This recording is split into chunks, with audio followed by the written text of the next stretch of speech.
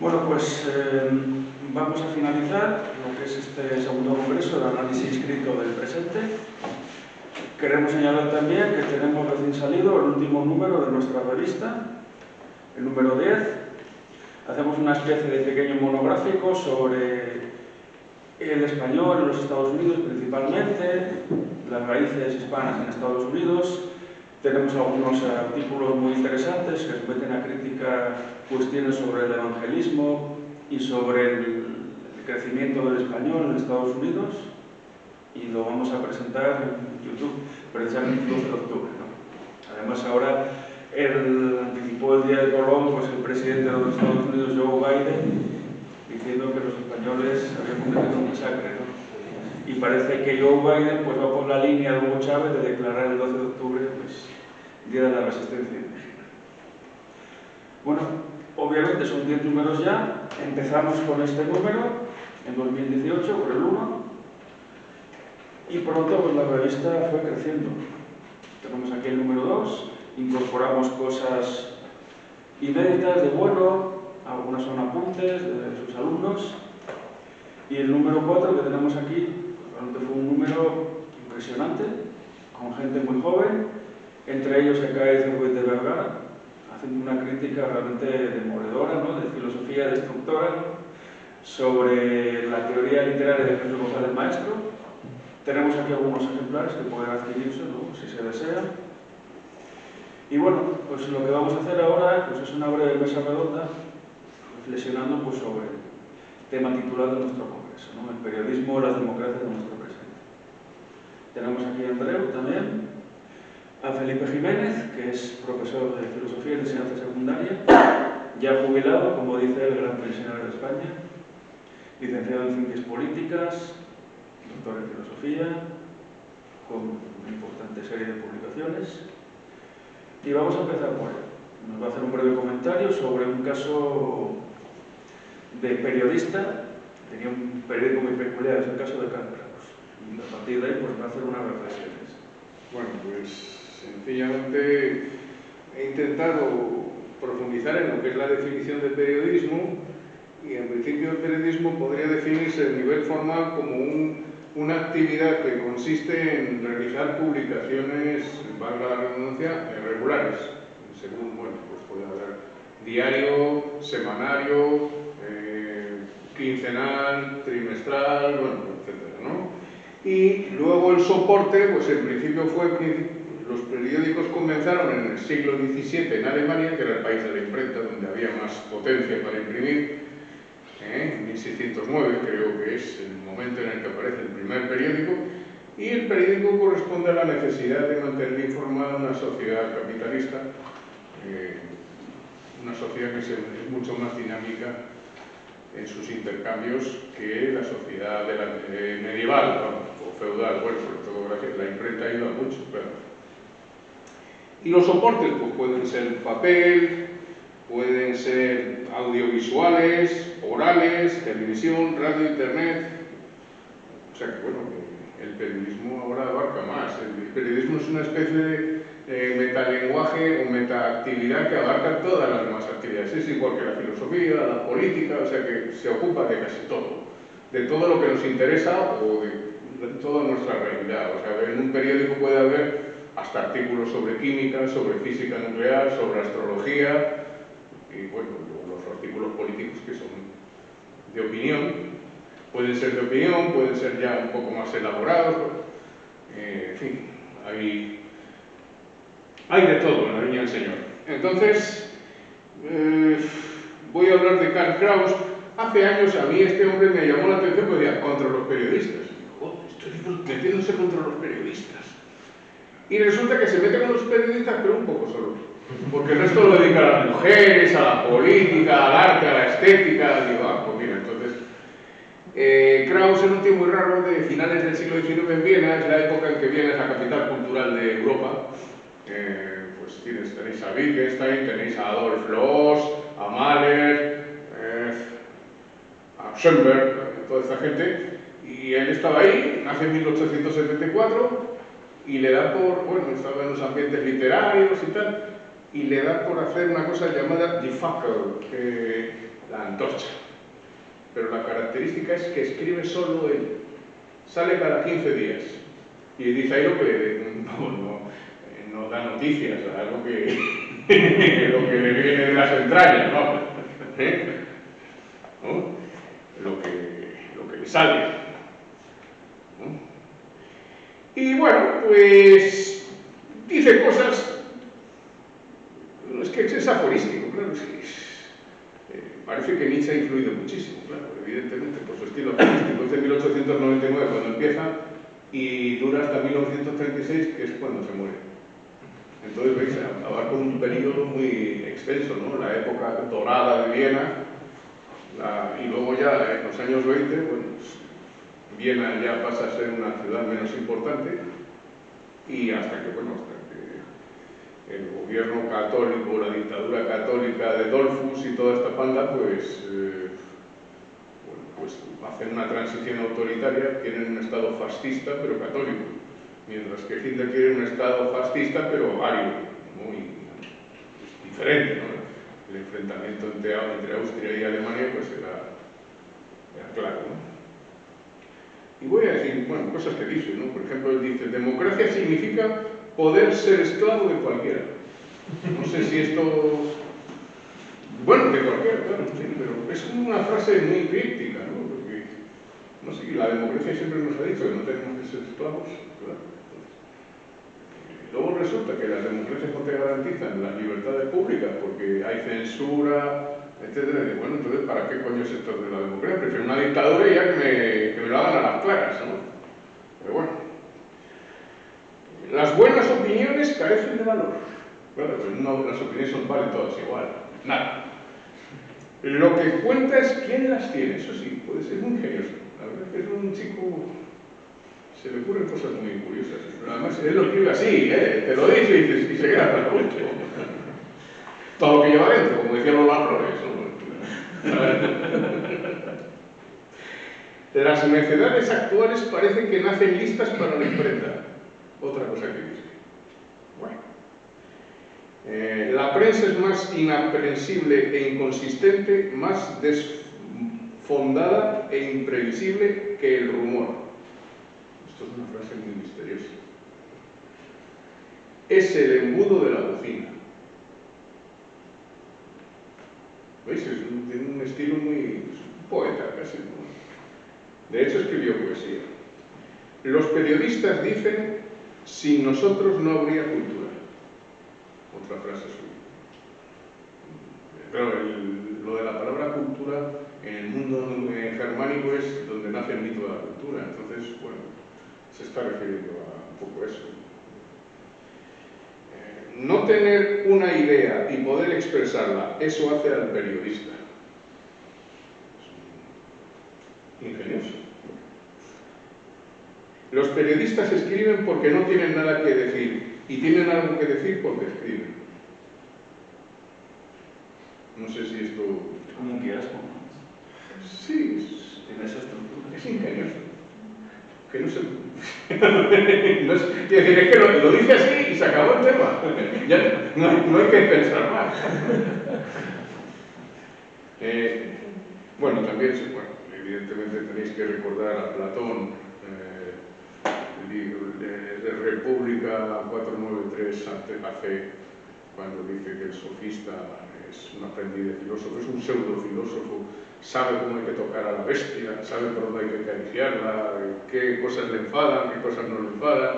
En el fondo, Platón está ahí hablando de la opinión pública. La opinión pública es fundamental en la democracia. Bueno, también es fundamental en la dictadura, pero es que también decimos unas cosas. El público es el gran sofista, eso está claro.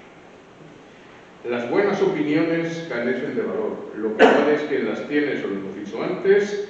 Hace una distinción en la que no profundiza entre periodistas de emociones y periodistas de opiniones.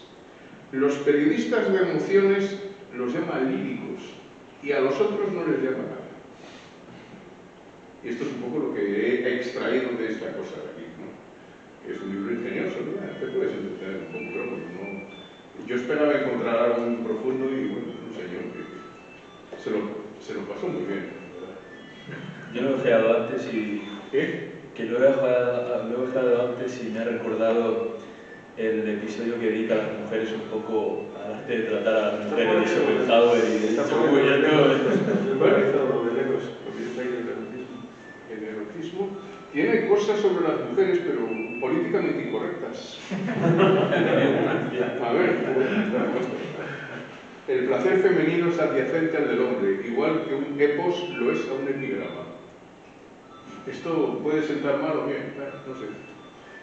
Para que las mujeres feas no tengan que morirse de asco, tendrán las guapas que ser satisfechas 100 años antes.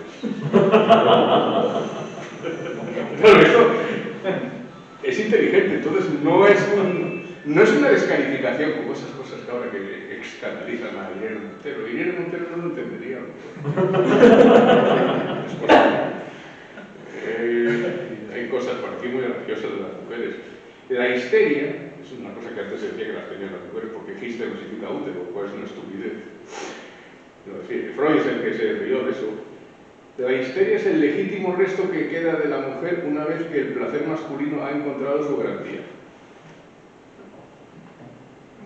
Es misterioso. Pero sobre lo que has dicho ahora de Freud, la histerectomía... Antes se pensaba que las mujeres eran histéricas, pero los varones no pueden ser histéricos por no tener. Si te hacen una histerectomía, dejas de ser histérico. No, pero es que se pensaba que las mujeres eran los únicos individuos que podían ser histéricos. Y eso es falso. Claro. Porque los estudios sobre la histeria, Freud y Breuer, pues demuestran lo contrario. Bien, otra cosa. A las verdaderas mujeres les importa en el arte igual que en el amor lo material. Bueno, eso siempre se ha dicho mucho, ¿no? El interés, ¿no? Sí. Las mujeres son casos límites, no sé de qué. Ya, hay uno aquí muy interesante. El alma femenina es igual a x cuadrado más raíz de 31 menos 20 Esa es una cosa que era un tipo divertido, ¿no? Sí, yo no diría que fuera misógino. Sobre todo sí lo es. Pero yo creo que usted no sé. No es misógino. Eso sí, no le gustaría. No es un feminista. Bueno, pues tenemos aquí un punto de vista de un periodista que él escribía un solo periódico. ¿Él solo? Cada 15 días. Pero no es un periódico de noticias, es un puesto. Bueno, pues ahora Andreu, si quiere añadir algo más de lo que dijo esta mañana o dar un punto de vista nuevo. No, bueno, sí, ¿por qué no? Quizá algunas ideas que hayan quedado fuera de lo dicho esta mañana, después aquí tras leer los escolios estos tan interesantes que ha leído Felipe. Bueno, yo no traigo nada de apunte, simplemente quizá algo que ha quedado un poco fuera del área, precisamente, pues un poco hablar de filosofía del lenguaje, quizá más la lógica del lenguaje. Y ahora que el periodismo está sobre todo bastante desbaratado o que es bastante precario, por lo que decíamos de las asignaturas o la precariedad de las facultades de comunicación, encontramos pues periodistas que escriben muy mal o que no saben lo que leen. Esta mañana hablábamos en el desayunando sobre cómo pues antaño la historia de España se estudiaba con los episodios nacionales de Galdós y lo hemos comentado antes, y en la actualidad pues preguntar a un alumno de bachillerato, bueno, ni siquiera de bachillerato, vámonos más lejos, de posgrado, podríamos decir, quién escribió los episodios nacionales, pues quién sabrá que lo escribió Galdós, ¿no? O cualquier obra así, pues magna, ¿no? Y yo creo que reivindicar pues el lenguaje en este sentido, a la hora de hablar de la importancia del,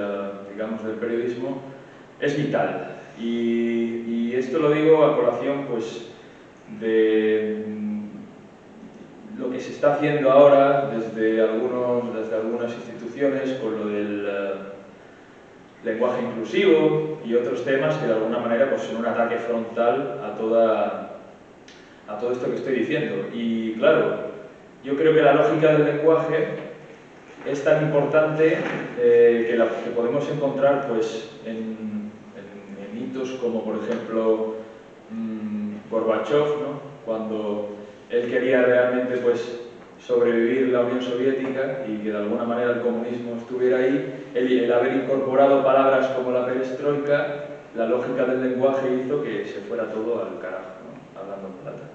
Y creo que eso es importantísimo, pues que a la hora de usar alguna terminología o intentar, pues, de algunas ideas, querer conceptualizarlas, cuando no dejan de ser ideas en algunos casos, pues hay que vigilar esta lógica que es aplastante.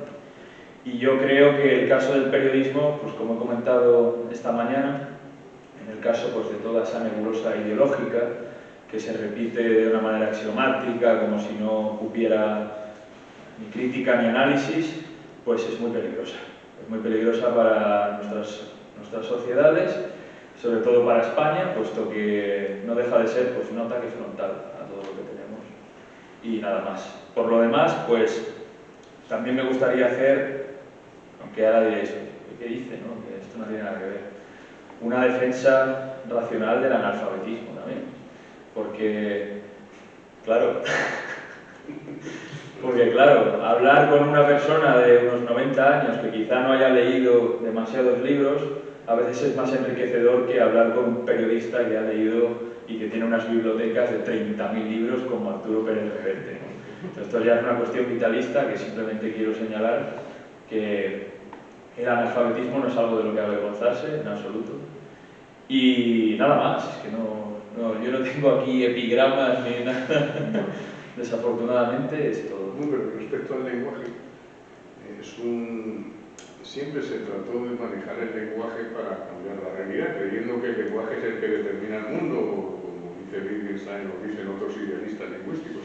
A este respecto, Stalin puso las cosas claras a Marx, cuando Marx decía que había un lenguaje de izquierda, de derechas, soviético, no soviético, anticomunista. Pero no, mira, el ruso es igual siempre.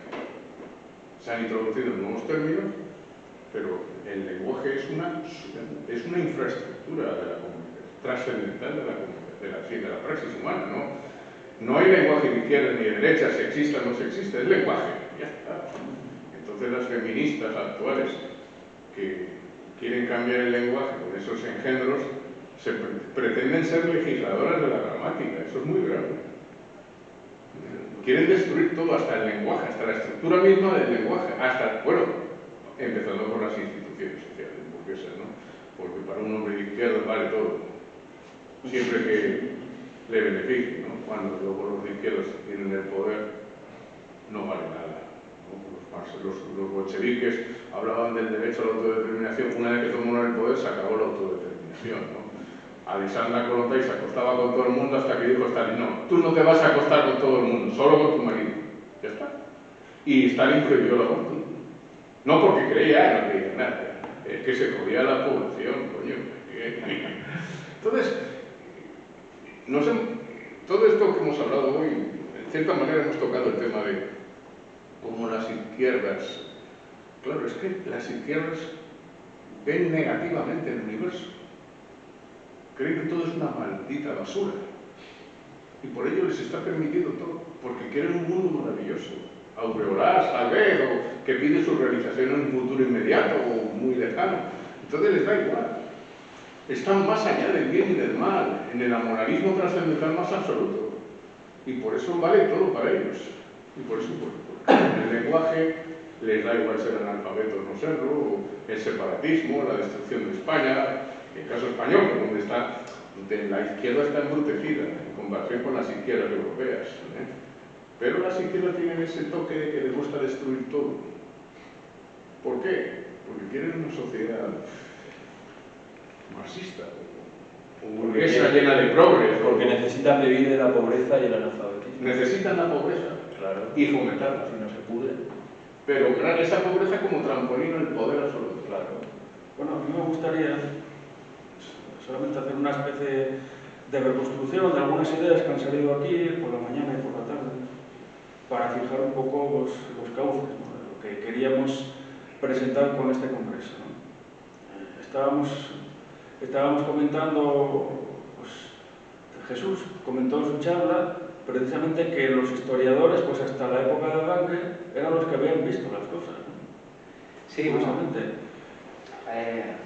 Hablábamos de Ranke, lo hablamos también Felipe y yo, el positivismo, básicamente, que el hecho pues está ahí y simplemente hay que ir al archivo y te encuentras el hecho y vas descubriendo la realidad. Y claro, lo digo porque pues, los primeros historiadores, Heródoto, Tucídides, pues son contemporáneos a los hechos de los que están hablando, o hablan con apenas unas décadas de diferencia, ¿no? Son verdaderamente cronistas, igual que las crónicas pues, de la monarquía asturiana, la crónica albeldense, Sebastián Rotense, son crónicas con apenas unas décadas de diferencia. Luego hay muchas versiones, evidentemente. Y bueno, luego tenemos casos pues, como la Vita Caroli de Ginaldo o de Guitardo, que era hijo legítimo de Carlomagno, y son crónicas de sociedad, son crónicas cosas, ¿no? O sea que realmente, pues eso no sería técnicamente periodismo, en tanto que el periodismo pues exige una periodicidad, ¿no? Pero cumplía unas funciones muy similares. Pues sería como... Yo te llamaría la atención sobre Procopio, sus crónicas escandalosas, cuando habla de Teodora y cómo las cosas que hacía y claro. Que era como el Jesús Mariña de su época. Sí, realmente lo que llamamos el periodismo pues, puede tener sus antecedentes, un protoperiodismo pues, en autores de este tipo, ¿no? La miscelánea puede tener algo que ver. Sí, miscelánea. Bueno, aunque hay una cosa, una excepción, el padre Juan de Mariana es una historia de España. Claro, él no estaba ahí. Claro, esto... Evidentemente, ¿no? Pero su historia no es... Bueno, también Cánovas del Castillo ha hecho una historia de España. Bueno, el siglo XIX se disparan las historias de España, sobre todo desde una perspectiva liberal, ¿no? Ferrer del Río, Cánovas del Castillo, en fin. Sí, bueno, yo me refería al tema este de que es casi una historiografía del presente, ¿no? En ese sentido. Bueno, sería que es el periodismo, ¿no? En el fondo, ¿no? Y entonces, bueno, quería empezar por ahí. Desde luego el periodismo necesita una periodicidad, las publicaciones periódicas, sí, claro. De muchos tipos, pero claro, el periodismo contemporáneo, lo que entendemos por periodismo, pues nace cuando pues, empieza el capitalismo en serio, ¿no? Pues, sí. Hay que dar las noticias casi en el momento, la hora es la misma para todos, bueno, entonces ahí vivimos en el mundo de la inmediatez, necesitamos estar informados. Sí, entonces ahí se vincula al telégrafo, pero claro, como ha habido periodismo en el siglo XVII, en el XVIII, la Gaceta de Francia, la Gaceta de Madrid, el Diario de Barcelona de 1792, claro, se enteraban de cosas 3 o 4 días después, ¿no? El Times, por ejemplo, en 1768, el Mercurio de Francia, el Moniteur, que decían, yo no lo leo porque aquí no me entero de nada, leo en la prensa inglesa, porque no estamos sometidos a censura, claro. Bueno, otro detalle que comentábamos, lo del Hegel, de la oración matutina del hombre inspirado, ¿no? Sí. También pues, hay que destacar pues, que hay filósofos que fueron periodistas. Marx dirigió la Gaceta Renana, Ortega pues, escribió sus columnas, y realmente pues, el periodismo pues, tenía siempre firmas de prestigio de gente que no eran periodistas propiamente, no eran periodistas informales, escritores, muchos de ellos, gente que manejaba muy bien el lenguaje, realmente, ¿no? Sin embargo, pues esto sabemos muy bien que ya no es así. Es decir, pues en los 40 años largos de democracia que llevamos, pues el periodismo ha ido cambiando sutilmente, ¿no? Pues el formato en papel ha ido perdiendo peso, tenemos formatos digitales, pero no hay una lectura, digamos, sobria y exhaustiva de las noticias, ¿no? Estábamos comentando también que las técnicas que se utilizan en lo que llaman marketing de contenidos, en páginas web, son las técnicas de lectura en E. Alguien lee el titular, por ejemplo, Karl Kraus, contra los periodistas y otros contra, ¿no? Que es algo muy periodístico, ¿no? Poner un título que muchas veces luego no se justifica en el contenido, ¿no? Entonces, luego, pues uno pierde el interés, a mitad de hoja, pues aparece ahí algo, un subtítulo, negrita, una cita, una foto, recuperas otra vez el interés, vuelve a decaer y luego lees el final. Entonces, claro, sabiendo esta técnica, pues el que escribe, el periodista que escribe una columna, pues sabe muy bien manejar estas cosas, ¿no? Entonces, la lectura es muy superficial, ¿no? Eso de que la gente se lea los titulares en Twitter, nada más. Sí, Que no se lee el contenido. Hay que empaquetar toda la información en ellos. Y bueno, y realmente las tertulias de actualidad también han ido perdiendo peso. La radio pues era el lugar habitual de las tertulias, es el que escucha toda una generación que se ha criado con la radio. Todavía la televisión pues competía en eso, pero hoy día la televisión, pues salvo la sexta, ya no tienen tertulias políticas los sábados por la noche. Telecinco renunció hace ya un tiempo eso, que fue uno de los canales que más luchó. ¿Y qué pasa hoy con el periodismo? Claro, ¿qué es lo que sucede? Bueno, comentaba que al final, claro, creemos que vivimos en el mundo más moderno posible y sin embargo, pues estamos con esa multitud que no está ilustrada, ¿no? La multitud a la que se dirigía el varón de Bornheim, ¿no? Claro, y Bono hablaba de que en el fondo, pues la sociedad actual, con el predominio de la televisión, nos lleva a un mundo oral, casi medieval, donde unos señores, que son los periodistas facultativos, pues ejercen el papel pues, que ejercía el clero en la Edad Media, ¿no? No, pero es que ocurre lo mismo en filosofía, los vídeos. También, claro, ya no se escribe esto. También, es otro... Largas aquí 3 horas de vídeo y... También. Bueno, pero es que también eso es muy duro, También, no estar oyendo 3 horas. Evidentemente esos formatos también triunfan en otros... Es que la filosofía se está haciendo oral, Sí, como la presocrática. vale. Yo creo que es una tendencia de nuestro tiempo, ¿no? Pues, a través de la televisión sobre todo, ¿no? Entonces, ¿qué hace la gente? Pues se guía por lo que dicen esos periodistas que te adoctrinan, ¿no? Es el gremio de periodistas que ahora te dicen, pues, no, se acabó lo del coronavirus, ahora vamos a centrarnos en el volcán. Y luego, cuando le toque... O hay 25.000 tomando botellón y han pasado 16 días y no había ningún contagio. Claro, y entonces, yo, bueno, solamente ya para terminar esta breve reflexión, claro, los periodistas, pues evidentemente tienen también su filosofía, todos somos filósofos, tienen un punto de vista, no cuentan los hechos tal y como son, los adornan de alguna manera según un fulcro. ¿Cuál es ese fulcro? Pues bueno, el consenso, ¿no? O no hablan de ellos. O no hablan de ellos porque no entran. Por ejemplo, ahora salieron varias sentencias del Tribunal Constitucional diciendo que el estado de alarma, el primero y el segundo, eran ilegales y que, por supuesto, el cese de la actividad parlamentaria durante el segundo estado de alarma, que eso tampoco tenía lugar. ¿Alguien ha dicho algo de eso de los periodistas? Pues prácticamente no se ha oído. Alguien ha dicho, pues, bueno, y luego el efecto disolvente que tuvo ese estado de alarma, porque las comunidades autónomas se arrogaron unas competencias de regular la libre circulación de los ciudadanos a las que no tienen derecho. O sea, nos metieron un Estado federal. Aquí pusieron un cuota de atrás. toque de queda a las 8 de la tarde. Y cada comunidad autónoma ponía las normas que le parecían mejor, ¿no? Y presumían de ser autoritarios, además. Claro. Entonces, los periodistas, digamos que son unos filósofos mundanos que se guían, pues, por los límites que impone la corrección política, lo que dice la Constitución. España nace en el 78 por consenso, la democracia es la forma de gobierno, las ideas fuerzas que citó Andreu por la mañana. Pero claro, los periodistas son una especie de filósofos, pues como los sofistas, ¿no? O sea, igual que decía Platón que el sofista es un falso filósofo, pues el periodista le pasa lo mismo, ¿no? Decía Platón en el sofista que el sofista es una forma de no ser. Sí. Claro, porque el sofista trata con apariencias, con cosas que son falsas, y al periodista le pasa lo mismo. Todavía tiene la autoridad del gremio, pero claro, ahora surgen los periodistas informales. Por ejemplo, este youtuber Ibai Llanos entrevistó a Messi cuando se fue al Paris Saint-Germain y eso provocó las iras de la profesión periodística. Es muy bueno, esto me acuerdo que lo mencionamos antes. Claro, que esto es... Claro, eso realmente es una ruptura. Claro, ¿qué puede pasar? Pues cuando un youtuber como Ibai Llanos, como este Roma Gallardo u otros, pues empiezan también a ellos a adoctrinar, ¿no? Pero lo que sea, yo no me meto en si es positivo o no.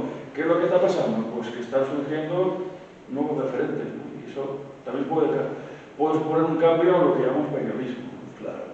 Yo creo que lo interesante también es cómo el entrevistado, en este caso Leo Messi, prefiere ser entrevistado por un periodista informal y no por un periodista facultativo. Porque utiliza otros tópicos diferentes. Porque no le preocupan las cosas que le preocupan a la clase periodística. Claro, porque la clase periodística, la élite periodística sabe las preguntas que tiene que hacer y sabe que son molestas porque a la audiencia le interesa eso. Oír a Messi decir, pues, lo que no quiere decir. Y no sé. Nada más. Bueno, si alguien quiere comentar alguna cosa de esto que estamos diciendo aquí, añadir algo más. Esto son unas breves reflexiones por el propósito del Congreso y cosas que se han dicho.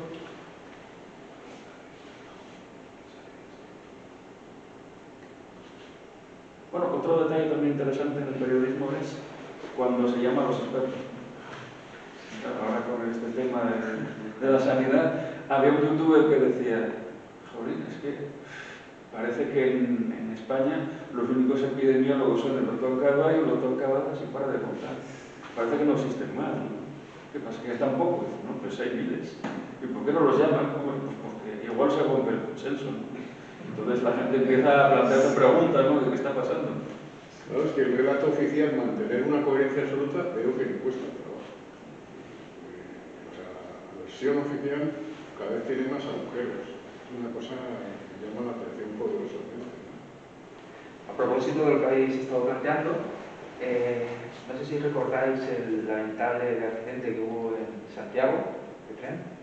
Ahí se creó un canal, porque claro, lo de centralizar la información. Esto es una idea, por ejemplo, que en el mundo de las emergencias, ¿no?, que vienen a decir que no pueden haber bulos. Por ejemplo, en momentos donde se distingue la urgencia de la emergencia, por ejemplo, un accidente de tren, pues no se puede lanzar el bulo de todo el mundo a ayudar, porque eso es más problema que otra cosa. Entonces ahí se creó, por ejemplo, que ya creo que ha desaparecido, no lo he vuelto a ver, un grupo, supongo que sería un equipo porque eran muy activos en la red, se llamaba BOST, y el hashtag que fuera relacionado con el accidente. Y, en fin, por ejemplo, la legislación autonómica de la Comunidad Valenciana, en este sentido, pues hay un organismo, que es el 1.12, que organiza todo ese tipo de información. Y claro, en ese sentido sí que no hay hematología en principio, ¿no? Es algo técnico. En fin, simplemente. Y que funcionaba en Twitter. Eso fue en ese momento la novedad en el mundo de las emergencias y ya está. ¿Pero de qué se encarga? Eran voluntarios. Esto de Post. Vale. Eran voluntarios, eran grupos de voluntarios. Ahora ya, yo creo que, mira, me respondo. Digo, ya no los veo. Claro, es que ahora ya las cuentas oficiales de las organizaciones de emergencia, en este caso como Sí. 1.2, etcétera, ya tienen su cuenta de Twitter oficial que van canalizando la información. Exacto. Si eso ocurre... Y hay una verdad, no se puede circular por esta autovía en este momento porque si no vais a colapsar, etcétera, etcétera, y así, sucesivamente. De hecho, los medios de comunicación que suelen difundir esta información... Hola, siento interrumpiros. ¿Nos marchamos? Vale. Bueno, pues vamos a dar por finalizada esta mesa redonda. Agradecer pues, a todos los asistentes su presencia, desde luego pues, a todos los que nos han apoyado. Esperamos poder celebrar el próximo año y seguir pues, un poco la estela de lo que nos dejó Gustavo Bueno, un tercer congreso de análisis crítico del presente. Quizás esta ciudad pues, sea un buen lugar para repetir. Desde luego la acogida ha sido muy buena. Y bueno, pues nada más, damos por clausurado este segundo congreso.